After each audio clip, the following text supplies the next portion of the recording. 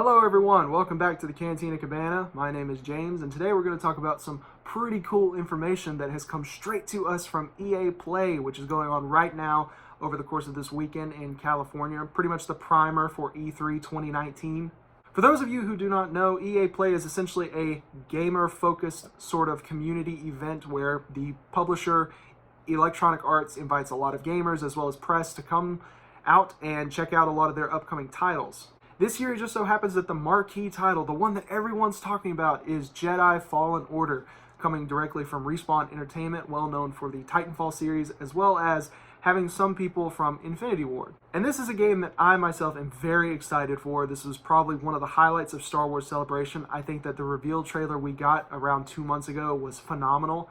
I thought that it had a lot of really cool ideas and a lot of cool things that could be, that will now be part of the Star Wars universe. And with the release of the game a mere 5 or so months away, we have finally gotten a 15-minute gameplay demo that has been released to the public, fully uncut, and it shows us a lot of the systems as well as some of the series that this game is inspired by. So for today, I want to jump into some of the things that we saw from the demo. I've got a lot of notes right here on my desk. I want to talk about some of the cool things we saw, some of the things that I liked, some of the things that I wasn't too crazy about, or maybe I'm just a little bit nervous about, which, given EA's previous releases in the Star Wars universe, can you really blame me? The demo that we saw itself takes place on Kashyyyk, the homeworld of the Wookiees, as well as the home of fan favorite Chewbacca. It is very early on in Cal's story, and that was stressed to us based on his abilities. They told us pretty much that he is barely more than a Padawan, definitely has not hit that Jedi Master rank yet, but he's, moving from a Padawan to, say, a young Jedi Knight. And it really automatically off the bat shows us that there are 2 films in this series that this game is going to have very, very, very strong connective tissue with. Episode 3, Revenge of the Sith, as well as Rogue One. And that may be obvious based on the fact that this game takes place between those 2 films, but first off, we're seeing a planet that was first introduced in Revenge of the Sith, as well as a character that was first introduced, sort of, in Rogue One, that being Saw Gerrera. Saw Gerrera is on Kashyyyk, leading some sort of rebellion force against Imperial forces, and they explained to us that the Imperial forces are on Kashyyyk basically for resource gathering. They're stealing resources from the ground, from the planet itself, and in the process they're capturing and imprisoning Wookiees. So naturally, the rebellion has to show up and decide, we gotta free the Wookiees and we gotta stop this mining operation they've got going on here. And it's very clear from the moment the gameplay starts that there is a very heavy inspiration from Uncharted when it comes to the platforming. The way that Cal moves, the way he climbs walls, the way he swings from point to point.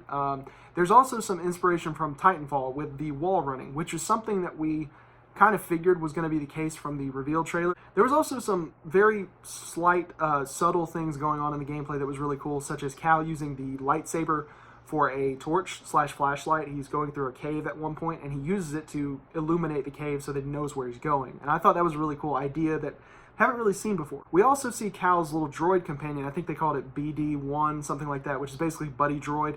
We see that it actually plays a factor in the way that Cal is going to move from point to point in the world, such as helping Cal open doors, hack terminals, and even provide health items for him when he needs it. There also seems to be some pretty new additions to the canon, not just in terms of Stormtrooper classes like the Purge Trooper, which they talked about at Star Wars Celebration, but also some of the alien life forms that are on these planets. One example of which being the Flame Beetle, which is, that's exactly what it is. It's a beetle that shoots flames at enemies. I like seeing that Respawn is possibly going to take some real liberties with the Star Wars franchise. Even if they're going to try and create something that is appealing to fans, I think it's pretty cool that they're going to try to add new things to the mythos, because personally, one of the biggest complaints I have about Star Wars, at least now, is that it does feel very limited. It always boils down to you're either part of the rebellion or you're part of the Empire. So I like to see some other things going on in the Star Wars universe. Now let's move to the combat, which this is something that is probably going to be at the core of this game's experience. And they stress to us that this is not the full range of abilities that Cal will have in the final release. This is very much a sample of the things that you'll be able to do as Cal. The combat seems to be a very interesting mix of force powers as well as Dark Souls-like Bloodborne melee combat. And I don't necessarily mean that in terms of difficulty, but it does seem as if the combat is very much slow and methodical. Like, you need to think about everything you're going to do before you do it. And it also seems as if when you are in a room with 6 or 7 different enemies in this game, that's when you need to worry, and that's when you really need to take extra care in what you do. You're going to get killed if you just rush in and start flinging the lightsaber as fast as you can. It's just not going to work out for you. Of course, you have your basic Force abilities that would be expected to appear in a Star Wars video game: push, pull, even a double jump, and they even found a way to explain why you'll be able to use the Force to double jump. There was also a cool ability where Cal froze or slowed down a blaster shot after a stormtrooper fired it at him, and then he used Force pull to bring the stormtrooper right up in front of him, and he maneuvered the stormtrooper into the blaster shot. So that was really awesome. That was probably the highlight of the demo. I thought that was really neat, something that I will definitely be using a lot when the full game releases. Just really cool. It's a cool idea. I'm excited to mess around with the Force powers in this game and see what all kind of things you can do with them. We also got to see some combat between Cal and the Purge Trooper, which was a new type of enemy that was announced at Celebration. These are pretty much the enemies that are all clad in black. They've got pretty much those same electricity sabers that Grievous's henchmen had in Episode 3. And seeing the combat between these guys and Cal kind of gives us an idea of what lightsaber to lightsaber combat is going to be like based on the combat encounters between Cal and the Purge Troopers. So it seems as if the enemies that you fight are going to have their health bar at the very top, and then a stamina or maybe even like a vulnerability bar below that.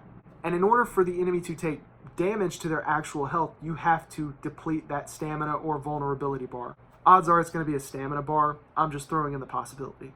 So in order for Cal to defeat the Purge Trooper, he has to pretty much whack at the thing, wear it down as much as possible with Force powers, although you have to be careful what Force powers you use against it, because if you just use a Force pull, the Purge Trooper might attack you as it's flying towards you, basically putting you defenseless and leaving you open to plenty of other attacks. We also got to see Cal take on some Flame Troopers, which was a pretty cool combat encounter, and it really shows how much you're going to have to watch your enemies and wait for the perfect time to strike, playing into what I said earlier about this definitely being some Souls-inspired combat. As the demo finally comes to a close, Cal finds the prison cells that the Wookiees are being kept in.